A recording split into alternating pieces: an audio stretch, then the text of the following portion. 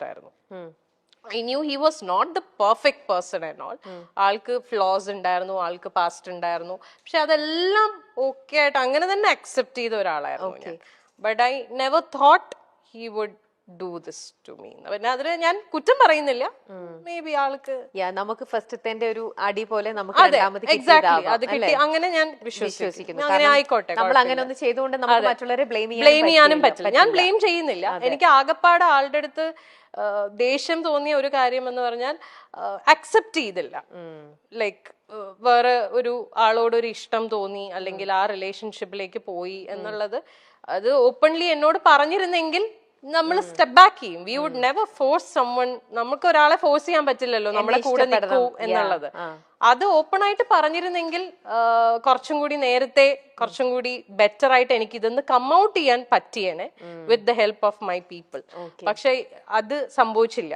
അപ്പോ ഇത്രയും ട്രൂ ഫ്രണ്ട്സിനെ പോലെ തന്നെ ചില ഫ്രണ്ട്സ് അപ്പൊ ആര്യനെ ചീറ്റ് ചെയ്തിട്ടും ഉണ്ടാവണം. യെസ്, അല്ലേ? ഉണ്ട്. അതുകൊണ്ടാണല്ലോ ഇങ്ങനെ ഒന്ന് സംഭവിച്ചത്. അല്ലേ? അതും ശരിക്കും ഭയങ്കര പെയിൻഫുൾ ആയിട്ടുള്ള, ഇറ്റ് ഈസ് വെരി പെയിൻഫുൾ. കാരണം ആരും ഒരിക്കലും എക്സ്പെക്ട് ചെയ്തിട്ടുണ്ടാവില്ല ഈ ഒരു സാധനം ആ ഒരു പർട്ടിക്കുലർ പേഴ്സണിൽ നിന്ന് വരും. എക്സാക്ട്ലി അതാണ് എനിക്ക് ട്രോമയായി പോയത്. അതിപ്പോ മേ ബി ഞാൻ അറിയാത്ത ഒരാളായിരുന്നെങ്കിൽ എനിക്ക് ചിലപ്പം ഇത്രയും ബുദ്ധിമുട്ടുണ്ടാവില്ല. ഇത് എനിക്ക് ആ പെയിൻ ശരിക്കും കിട്ടുന്നു, കാരണം എനിക്ക് റിലേറ്റ് ചെയ്യാൻ പറ്റുന്നുണ്ട്. എന്റെ കണ്ണിപ്പം നിറയാണ് ആക്ച്വലി. കാരണം ആ ഒരു വേദന ഒരു ലേഡി എന്നുള്ള രീതിയിൽ എന്റെ കണ്ണ് നിറയണം. നമുക്കത് ശരിക്കും നമുക്കത് ഫീൽ ചെയ്യാൻ പറ്റുന്ന ഒരു കാര്യമാണ്. ആര്യ അത് യു വെന്റ് ത്രൂ ദാറ്റ്. ഭയങ്കര ഒരു ആര്യ അത് ഇങ്ങനെ ഹാൻഡിൽ ചെയ്തു. Arya it was very difficult. ഞാൻ I fell on to a depression. ഭയങ്കര ബുദ്ധിമുട്ടായിരുന്നു. I lost myself. നമുക്കത് കാരണം നമ്മൾ ജീവനായിട്ട് നമ്മുടെ കൂടെ നിർത്തിയിട്ടേ അവൾ എനിക്കിട്ട് ഇങ്ങനെ പണിയ എന്നൊക്കെ പറയണത് ശരിക്കും. അതെ, എന്റെ കാര്യത്തിൽ കുറച്ചും കൂടെ ബുദ്ധിമുട്ടായി പോയത് ഞാൻ ഇതെല്ലാം ഫേസ് ചെയ്യുന്നത് ലോക്ക്ഡൌണിന്റെ സമയത്താണ്. മൊത്തത്തിൽ ഞാൻ പെട്ടുപോയ അവസ്ഥയാണ്. Like I couldn't do anything.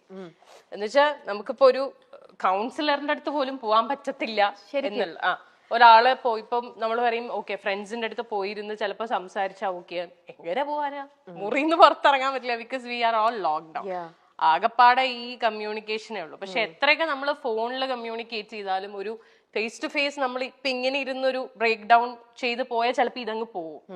അതും ഫോണിൽ നമ്മൾ സംസാരിക്കുന്നതൊക്കെ തമ്മിൽ there's a lot of difference. അപ്പം ആ ഒരു സാധനവും എനിക്ക് കിട്ടിയില്ല. അപ്പൊ ഞാൻ മുഴുവനായിട്ട് ഞാൻ അതില് എന്താ പറയാ ഡ്രൗൺ ആയി പോയി. പിന്നെ ആര്യനെ ഹെൽപ്പ് ചെയ്തത് ഞാൻ തന്നെയാണ്. ഇപ്പൊ എന്ത് പറയാൻ വന്നു? പക്ഷേ ഈ പറഞ്ഞ പോലെ യുനോ ഒരു പോയിന്റിൽ നമ്മൾ റിയലൈസ് ചെയ്യും. എന്നെ ഈ പറഞ്ഞ പോലെ പുഷ് ചെയ്യാൻ അഫ്കോഴ്സ് എന്റെ ഫ്രണ്ട്സ് ഉണ്ടായിരുന്നു. ഒരു പോയിന്റ് എത്തിയപ്പോൾ അവരെല്ലാവരും റിയലൈസ് ചെയ്തു ദാറ്റ്സ് ഞാൻ മുങ്ങിക്കൊണ്ടിരിക്കുകയാണെന്നുള്ളത്. അപ്പൊ അവരെല്ലാവരും അവരുടെ എല്ലാ സൈഡിൽ നിന്നും മാക്സിമം പറ്റുന്ന രീതിയിലൊക്കെ എന്നെ സപ്പോർട്ട് ചെയ്തു. പിന്നെ എന്നെ ഏറ്റവും കൂടുതൽ എന്നെ ഇതിലേക്ക് തിരിച്ചു കൊണ്ടുവന്നത് ഇസ് മൈ ഡോട്ടർ. അവളൊന്നും ചെയ്തിട്ടല്ല, പക്ഷെ അവളുടെ പ്രസൻസ് ഇൻ മൈ ലൈഫ് അത് മതിയല്ലോ. നമ്മള് ജീവിക്കുന്ന മക്കൾക്ക് വേണ്ടിയിട്ടാണ്. നമ്മുടെ ഐ മീൻ എന്നെ സംബന്ധിച്ചിടത്തോളം ഷീസ് മൈ എവറിഥിങ്. ഞാൻ ഇപ്പൊ ജീവിക്കുന്നതും ഇപ്പൊ കഷ്ടപ്പെടുന്നതും ഒക്കെ അവളുടെ ഫ്യൂച്ചർ സെക്യൂർ ആക്കുക, അവളെ ഹാപ്പി ആയിട്ട് വെക്കുക.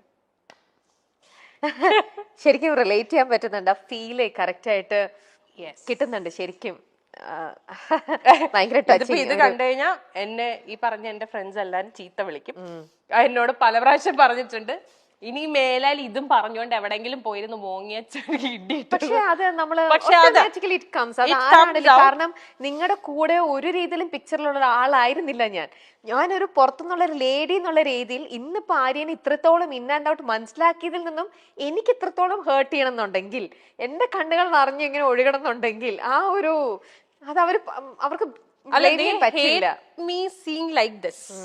ഞാൻ ഇങ്ങനെ ഇരുന്ന് കരയണത് കാണാനൊന്നും അവർക്ക് ഇഷ്ടമല്ല. അതുകൊണ്ടാണ് അവര് പറയുന്നത്, അല്ലാതെ വേറൊന്നും കൊണ്ടിട്ടല്ല. അവര് പറയണത് എന്തിനാ ഇങ്ങനെ ഇനി കരയില്ലേ എന്ന് പറയും. അത് അവരുടെ പോയിന്റ് ഓഫ് വ്യൂല് വളരെ അവർക്ക് അങ്ങനെ പറഞ്ഞ പോലെ ഈ ഞാൻ മറ്റേ ഇമോഷൻ ഉള്ളതുകൊണ്ട് ഇത് ട്രിഗറായി വരും. കഴിഞ്ഞു, പക്ഷെ എന്നാലും അത് ആര്യ എത്ര ടൈം എടുത്തിട്ടുണ്ടോ അതിന്ന് റിക്കവർ ചെയ്ത് ഇങ്ങനെ വരാനായിട്ട്? സെൽഫ് തന്നെയാണ് അത് കംപ്ലീറ്റ് വർക്ക് ചെയ്തത്. പിന്നെ ഞാൻ എന്താ ചെയ്ത വെച്ചാല് ഞാൻ I wanted to distract my mind completely. അങ്ങനെ ഞാൻ ഫുൾ എന്റെ കോൺസെൻട്രേഷൻ എന്റെ ബ്രാൻഡിലിട്ടു കാഞ്ചീവരത്തില്. ഓക്കെ. ഒന്നും നോക്കിയില്ല, ബ്രാൻഡ് മാക്സിമം വർക്ക് ചെയ്ത് എനിക്ക് തോന്നുന്നു ആ ഒരു സമയത്താണ് ഞാൻ ആ ബ്രാൻഡിനെ ഒന്ന് ശരിക്കും പൊക്കി എടുത്ത് കൊണ്ടുവന്നത്.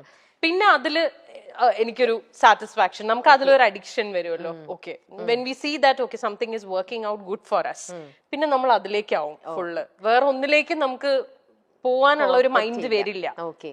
അപ്പൊ നമ്മുടെ കംപ്ലീറ്റ് ഫോക്കസ് അതില്ല. ബിക്കോസ് അതിൽ നിന്ന് എനിക്ക് വേണ്ടതെല്ലാം കിട്ടുന്നുണ്ട്.